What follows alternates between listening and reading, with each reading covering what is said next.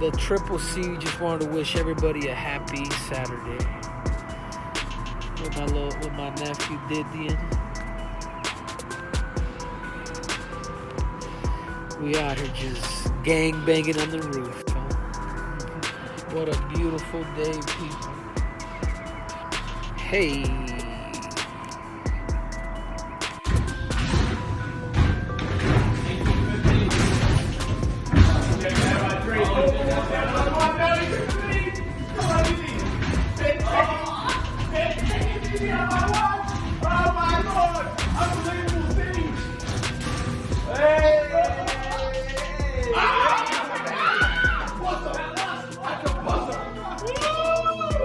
Little backyard archery.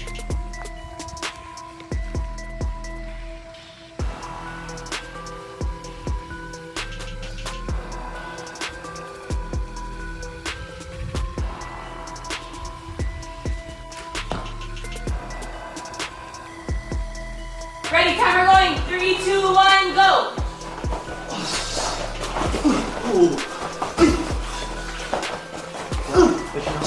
Whoa! Oh, you can't stop. Kick.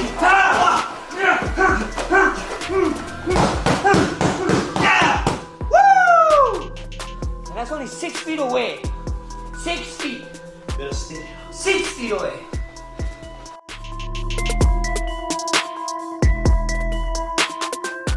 Just once again, today I'm talking to UFC welterweight contender Lyman, the inaugural Bellator welterweight champion. He's had several fights in the UFC, is coming off an impressive victory at UFC 244 over Chance Rencounter at Madison Square Garden, and was scheduled to fight April 18th against Belal Muhammad. Reports came out several weeks before the fight that he had to withdraw due to an injury. We're here to talk to him about that and a whole lot more on the program. So first off, Lyman, thank you so much for joining us. I appreciate it. My pleasure. Thank you for having me, man. Yeah, and it's great to talk to you. Great to talk to a New Yorker. It's been a crazy time for everyone. And like I said, when we were gearing up for UFC 249 on April 18th, we were starting to go through the checklist of who's going to be on the card, who's not. And then we come to find out that your fight versus Belal Muhammad was off, and the report stated that it was due to an injury. Come to find out, not exactly 100% accurate. And so I wanted to give you the floor to first open the door for us and let us know what you've been going through over the last few weeks. So pretty much I've been in camp, in preparation for the April 18th card. I was slated to go against Belal Muhammad. It was a fight that we're both very excited for. I was excited and training very hard for this fight. And then, with the situation that was going on around us, we did our best to try to avoid infections or avoid the spread of, the COVID-19 and the virus and all. And we limited a lot of my training to only certain people in the gym. Despite, my best efforts to try avoid, catching the virus, unfortunately, although I said it was due to an injury, it was actually because I tested positive for the COVID-19.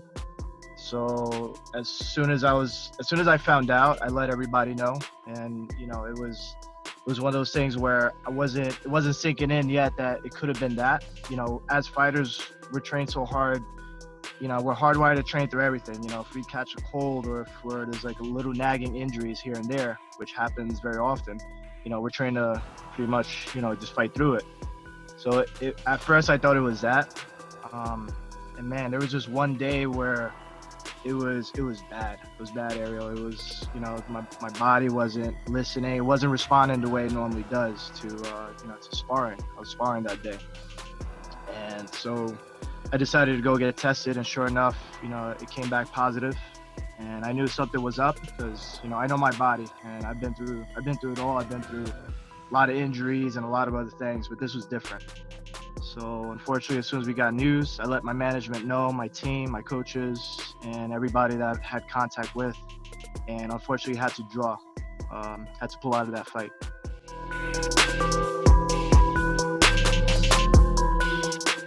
Hey, last thing I'll ask you about is, Khabib Nurmagomedov, obviously he was supposed to fight this last weekend. We all know why he didn't. Recently, George St Pierre was talking to ESPN, and this is not a new topic, but it's a topic that just continues to linger out there that, hey, George is retired, but he leaves the door just slightly cracked open to potentially fight a guy that he really respects in Khabib Nurmagomedov. So you represent Khabib. You know how many more fights this guy wants, how many years he wants to be in there, sort of his mood. You know him better than obviously any of us. What has to happen here to see a fight between George and Khabib? I mean, Justin Gaethje is going to try to get me killed, but listen. I listened to the interview and I think the way the interview was conducted, it was like a little bit manipulated. You know, first of all, you know, George is not even in the conversation right now. Let me say something first. George St Pierre is the greatest fighter of all the time.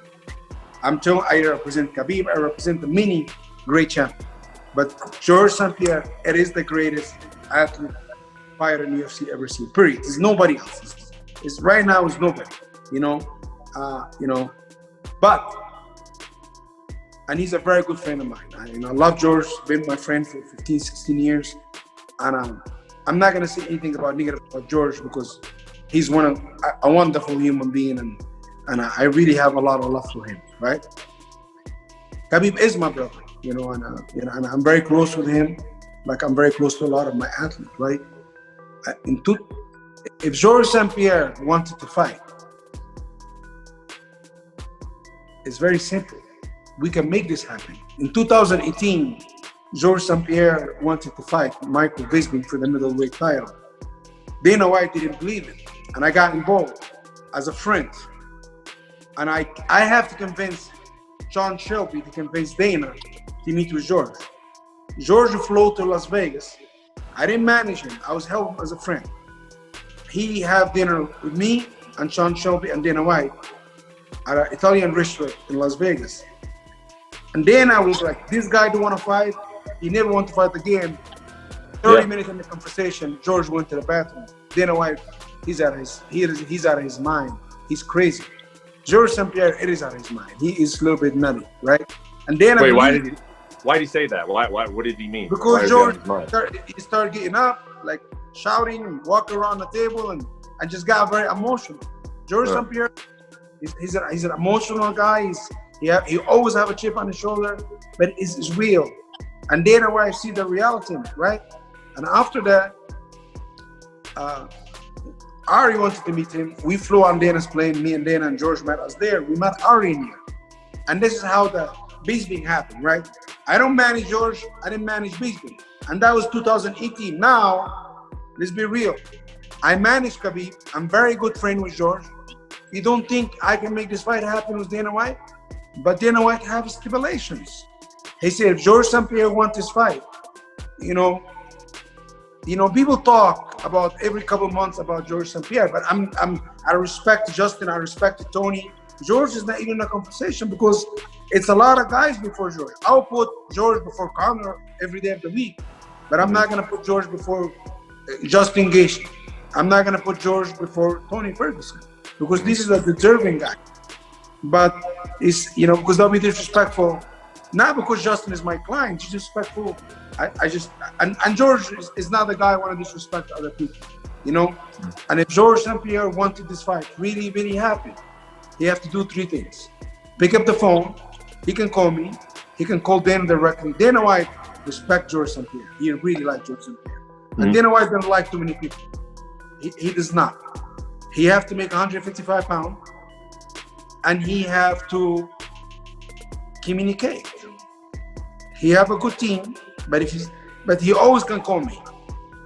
And everybody can ask him what happened in 2018. And he's my friend. But I communicate people. I communicate with people. That's it. But all the time talk about George want to fight this guy, George want to fight this guy. Hey, send the location like Khabib said. Send the location, send the phone number. We can make it happen. Right now it's about Justin Gaethje. For me, it's about Justin Gaethje fighting Tony Ferguson, knock his head off, clean off. You understand? Send him back. Listen. People said it's a curse.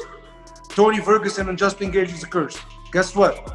May 9, the spell on this fight is gonna be dissolved because Justin Gaethje I believe he's gonna knock him out. He's gonna put him to sleep. And now we don't have to talk about Tony anymore, right? That's it, man.